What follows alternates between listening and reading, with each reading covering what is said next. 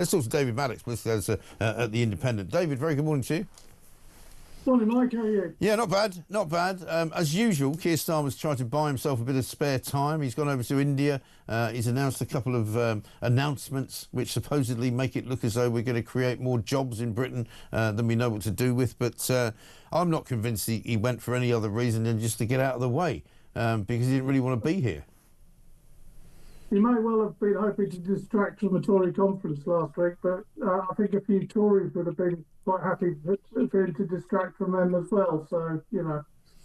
Well, I mean, all of the problems that he had before he went away are still there. When he comes back, he's still got to worry about Morgan McSweeney and the problems with the £740,000 donation. He's now got to worry about the Chinese spy scandal, which a lot of people think is the most serious scandal of all that he's been involved with. The release of a dossier into the Chinese spying was blocked by the Treasury, we learned this morning from the Daily Telegraph. Jonathan Powell decided in June the government would not publish details about espionage from the Foreign Office's China audit. His decision came after Treasury officials said releasing information from the comprehensive analysis of China's influence in Britain could damage trade and investment links. I mean, it sounds to me like a bit of corruption, that.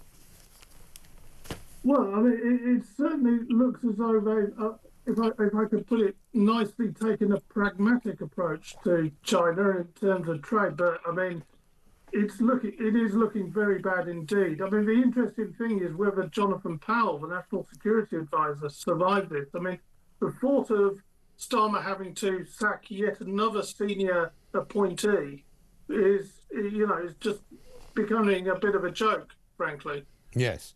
I mean, how many more people around him can he sack without actually having to take any blame himself? Well, I think he may be running out, but I'm not sure. I mean, I guess there's Morgan McSweeney, but as I think we've discussed before, Morgan McSweeney and Keir Starmer really can't not survive without each other. Yeah. So if he sacks him, it may well be over. Yeah, exactly right. And I mean, how would that work, do you think? I mean, how would that play out in sort of real time? Because, you know, I've seen a timeline by which it says, you know, by the time we get into sort of mid to late November and people start panicking about the budget that Rachel Reeves is going to have to produce for November the 26th, at some point after that budget, which will be a disaster, Morgan McSweeney will probably go. He will then leave a massive vacuum in Downing Street because there won't really be anybody holding it all together. And then Starmer probably doesn't then last until even the May local elections.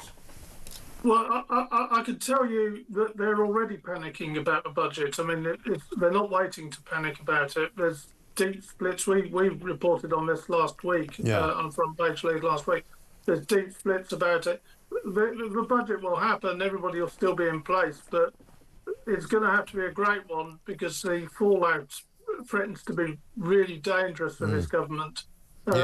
So I still think the hot spot is the May elections next year, and then MPs will really start looking at their tiny majorities. Yes, and one of the things that I think has been a sort of, I don't know, highlighted, if you like, by his trip alone to India is not so much what he was doing there, but what he wasn't doing elsewhere. Have a look at what he said yesterday about the Gaza peace deal.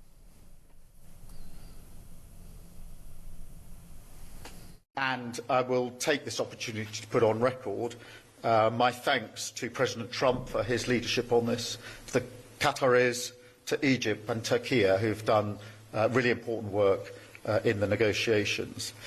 It is a relief to the world, and I think particularly of the hostages who've been held a very long time and their families, and to all the civilians in Gaza who've been so affected by this conflict.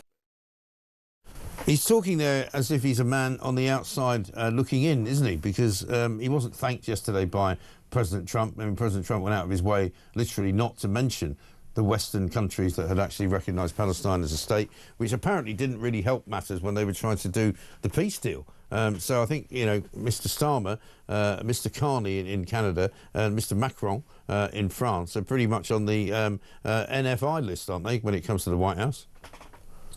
When we talked to ministers about this, they were, I mean, obviously trying to up their contribution, and they were suggesting that basically the reason that the Qataris and other Arab states got on side in terms of dealing with Hamas was because of a recognition of the Palestinian state. I don't know because I wasn't in those talks, but yeah, I mean, you're right. It does look as though he was a peripheral figure in all of this. But I mean, should we be surprised? Really? I mean, this has been one of the criticisms of Parliament's obsession with the whole issue is that actually we're not major players in this. There's one major player outside Israel and Gaza itself, which is the United States.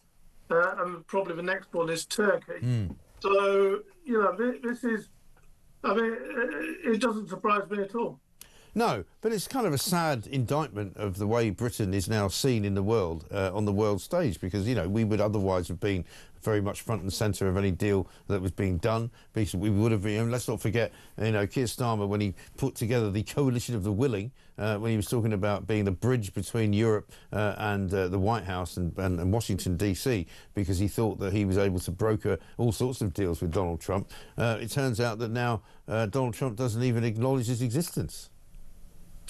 Well, I mean, Donald Trump, in fairness to Keir Starmer, Donald Trump has been actually quite effusive about him as far as other world leaders are concerned. Oh, yeah, well, I don't think Donald Trump listens to many world leaders. I think Keir's probably done as much as anybody, probably more than anybody, and he certainly pushed these issues. I think he's taken more of an active role, frankly, with the Ukraine one, and we've still got to wait to see how that plays out. That, of course, was a coalition of the willing. Well, yeah, so, I think the point... You know, Trump is I'm not going to say a unique politician, but an almost unique politician.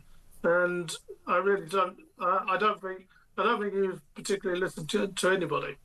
No, I don't think he does. But, I mean, the point is that, you know, he's effusive about Keir Starmer when he wants to be, but he kind of treats him like his lapdog. You know, the point is that Britain is not a lapdog to anybody. Britain should be a country that is front and centre of any kind of Western alliance about any kind of world event that it should be involved in. And when you're talking about, you know, the Middle East, which affects every single country, certainly in Western Europe, not least because of the effect that it has on the immigration problem, you know, the fact that we have been completely and utterly bypassed, completely and utterly, you know, treated like we don't matter, I think is an embarrassment to this country, don't you? Well, I mean, it is, and it kind of reflects, I'm afraid, a slide in our position in the world. I mean, some would put that down to Brexit. I wouldn't personally, but it's a... No, it's got nothing to do with Brexit. It's got nothing to do with Europe. It's got everything to do with Britain. No, hang on, David, hang on a minute. It's got everything to do with the fact that Britain, as a country, was the biggest ally that America had and was the biggest ally that Israel had. And it looks to me as though that is no longer now the case. It's got nothing to do with Europe, nothing to do with the European Union, everything to do with Britain's place in the world, which was always right at the next table. Right at the next table. So, hang on. We've got a president of the United States who is, you know, a big personality who doesn't like to take advice, doesn't like to be told what to do, and, you know, is pushing ahead in the hope that he gets his Nobel Peace Prize. And well, the point is nobody has made this happen except for Donald Trump. Donald Trump has made this happen. Whether you don't like it or not, it doesn't really... No, I agree. You know, I agree. The bottom line... I just said to you that... But surely, David, the point is... Surely the point is that Britain should be kind of ashamed of where we now find ourselves, shouldn't we? I think, you know, there's a debate over whether recognising Palestine was the right or wrong thing to do. No, there isn't. But I think it is fair to say that that probably sidelined us a bit in this process. You think? Yeah. Sidelined us a bit. Well, it completely ruined our relationship with Israel, right? So that's over and done with. Oh, yeah, totally. We now no longer count as one of their closest allies. We now no longer receive very, very important information and intelligence from them on the terrorism front. And it also made us look stupid in the eyes of America. Apart from that, it was a great idea. Let's see what the debate is. Yes, I think those who are advocating it were advocating it on trying to make a moral case around it rather than a diplomatic one. But, you know... Well, there's no moral case around recognising something that doesn't exist. You might as well say... That's where the battle line was. Well, recognising something that doesn't exist, I might as well recognise the speck that's literally off to the right of my hand here that doesn't actually there. I've recognised a bit of air. To be fair, I can think of a few unrecognised countries which are now lining up for recognition, which could make an interesting story. Oh, yeah. At some point. So who's next then? Well, I wouldn't be surprised if something like Somaliland, a nice, peaceful country, been existing basically since the 1980s, used to be one of our colonies, actually, hasn't had much to do with Somalia for a while. I actually want to help us in the Middle East rather than hinder us. I think they might be at the front of the queue. No, really? Blimey. Well, I'm no doubt we'll probably be giving them some money as well after giving the Chagos Islands away. Perhaps we'll be handing out some more cash for that. Good to speak to you, David. Thanks very much indeed. David Maddox, political editor at The Independent.